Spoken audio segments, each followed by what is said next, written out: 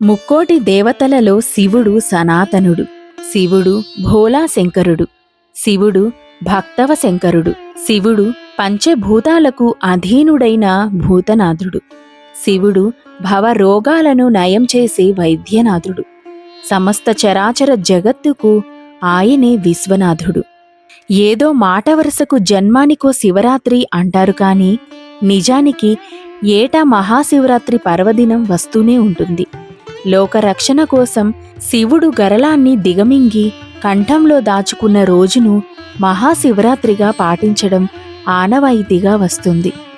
అమృతం కోసం దేవదానవులు క్షీరసాగర మదనం చేస్తుండగా ముందుగా హాలాహలం పుట్టింది. హాలాహల విషజ్వాలలు ముల్లోకాలను అల్లకల్లోలం చేస్తుండడంతో దేవదేవాదులంతా పరమశివుణ్ణి శరణు వేడుకున్నారు. భక్తవ శంకరుడైన శివుడు మరో ఆలోచన లేకుండా హాలాహలాన్ని ఒడిసిపట్టి దానిని దిగమింగి గొంతులో బిగించి బంధించాడు. గరళమైన హాలాహల ప్రభావానికి శివుని కంఠం కమిలిపోయి నీలిరంగులోకి మారడంతో నీలకంఠుడయ్యాడు. హాలాహల ప్రభావానికి శివుడు స్పృహ తప్పి పడిపోయాడు. పార్వతీదేవి తన భర్త తలను ఒడిలోకి తీసుకుని దుఃఖించసాగింది. జరిగిన పరిణామానికి దేవదానవులందరూ భీతిల్లారు. శోకసాగరంలో మునిగిపోయారు.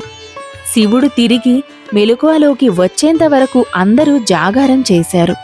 నాటి నుంచి శివరాత్రి రోజున భక్తి శ్రద్ధలతో శివుణ్ణి పూజించి జాగరణం చేయటం ఆనవాయితీగా మారినట్లు పురాణాల కథనం.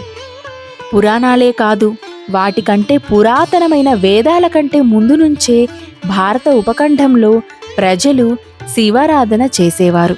మధ్యప్రదేశ్లోని భీంబెట్కా గుహలోని కుడ్య చిత్రాలు ఆనాటి శివారాధనకు నిదర్శనాలుగా కనిపిస్తాయి. భీంబెట్కా గుహలలో శివతాండవ దృశ్యాలు, శివుని త్రిశూలం, ఆయన వాహనమైన నంది చిత్రాలు నేటికి నిలిచి ఉన్నాయి. సింధులోయ నాగరికత కాలంలో హరప్ప, మొహంజదారో ప్రాంతాలలోని ప్రజలు శివుణ్ణి పశుపతిగా ఆరాధించేవారట. వేద వాంగ్మయం శివుని ప్రధానంగా రుద్రుడిగా ప్రతిష్ఠించాయి.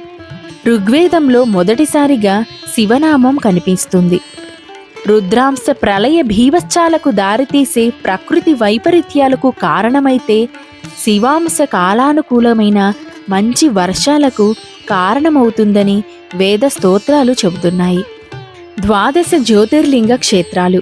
శివక్షేత్రాలలో ప్రధానమైనవి 12 జ్యోతిర్లింగ క్షేత్రాలు. ఈ 12 క్షేత్రాలను శైవులు అత్యంత పవిత్ర క్షేత్రాలుగా పరిగణిస్తారు.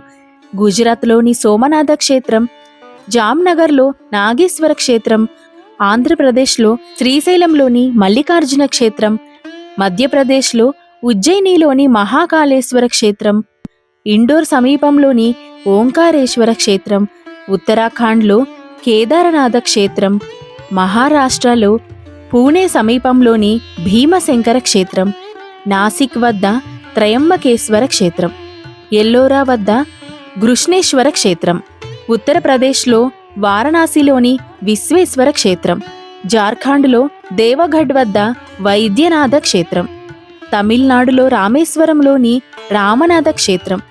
ఈ క్షేత్రాలు 12 జ్యోతిర్లింగ క్షేత్రాలుగా ప్రసిద్ధి పొందాయి.